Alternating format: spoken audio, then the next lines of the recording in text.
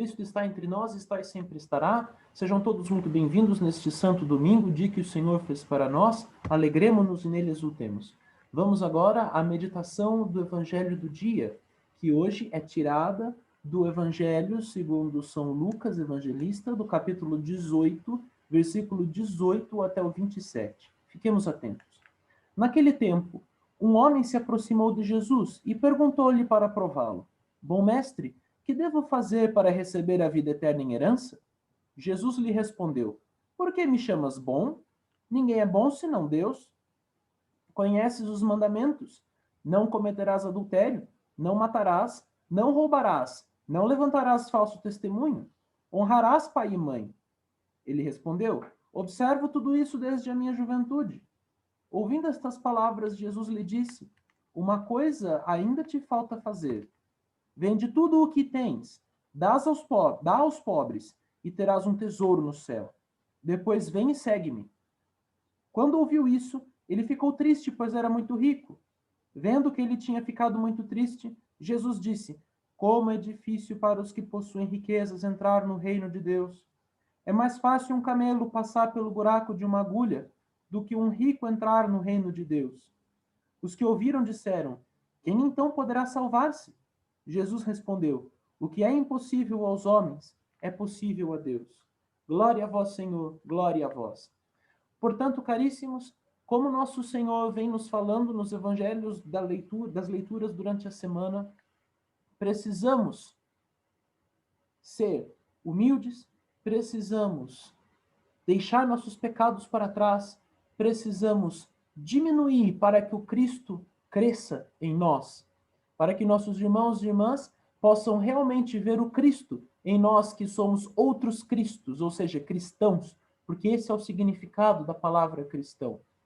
Precisamos, além disso, sermos mais bem configurados com Cristo, precisamos nos tornar pequeninos, porque Deus revelou as coisas que são do seu agrado aos pequenos, enquanto que aos grandes e sábios, que se consideram grandes e sábios, ele as ocultou.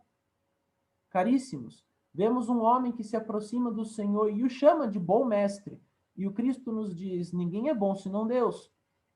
E Cristo é Deus.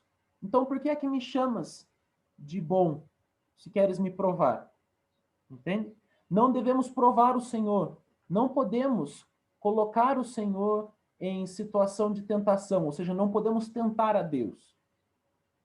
Isso existe? Sim, existe. Por exemplo, quando dizemos: Ah, Senhor, mostra, aparece para mim aqui e realiza um milagre e eu acreditarei. Isso é tentar o Senhor. Devemos crer no Senhor porque sua mensagem é a mais sublime, porque o Evangelho santifica, salva e santifica, porque o Evangelho tem uma eficácia poderosa e também porque suas palavras são acompanhadas de atos pelo Senhor. O Senhor confirma seu Evangelho através de suas obras portentosas.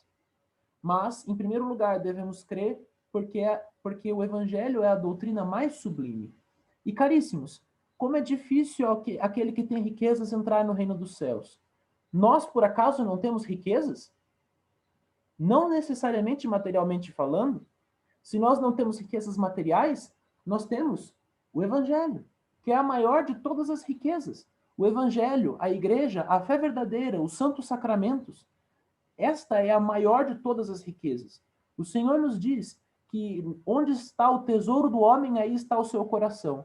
Se o Santo Evangelho é o nosso tesouro, é aí que está o nosso coração. Se os santos sacramentos, o Santo Evangelho, a Santa Igreja, que são uma só coisa, a vivência do corpo místico de Cristo, o viver sob o Espírito Santo, se tudo isso é a nossa riqueza, porque é aí que está o nosso coração, o que é que devemos fazer com ela?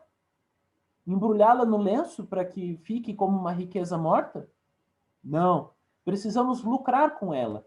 E como é que nós lucramos? Quando depositamos a palavra de Deus, que é como uma moeda de ouro, ouro fino depurado, no cofre da consciência das pessoas e conseguimos frutificar, dando uma cidade inteira ao Senhor, ou seja, dando 10 vezes mais daquilo que recebemos.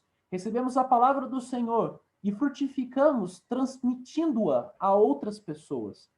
Se nós não podemos efetivamente transmiti-la através da pregação, então que coloquemos pelo menos essa moeda da palavra do Senhor no banco, para que quando ele vier, recolha com juros aquilo que lhe pertence. E o que significa isso? Que nós demonstremos aos nossos irmãos e irmãs com nossos atos e com a nossa vida. Esse é o primeiro passo para que se possa anunciar o evangelho do Senhor. Se nós não podemos usar das palavras, coloquemos no banco das ações, no banco dos atos, dos exemplos, a palavra do Senhor. E se podemos, devemos sim utilizar das palavras para a conversão de todos e de todas, inclusive da nossa própria.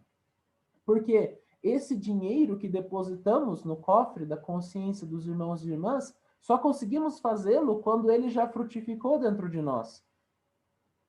Caríssimos, precisamos viver de maneira digna da vocação a qual fomos chamados. Ou seja, a vocação à santidade. Porque todos nós somos chamados a sermos santos pelo Senhor, pela graça de Deus. Portanto, não fiquemos tristes. Sejamos generosos.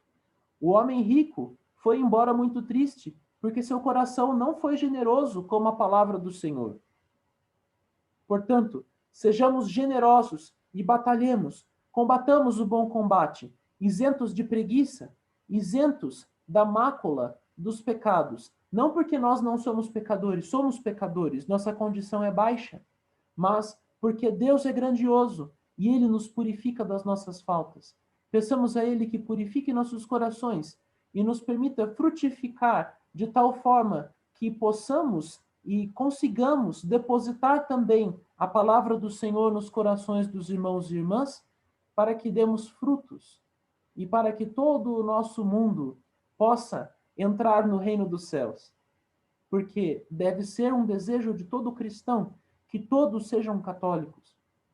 É necessário para o católico desejar que todas as pessoas do mundo sejam católicas, porque é nosso dever de caridade desejar que todos sejam salvos, que todos sejam levados à plenitude do amor, onde não há dor, nem tristeza, nem gemido, mas vida eterna,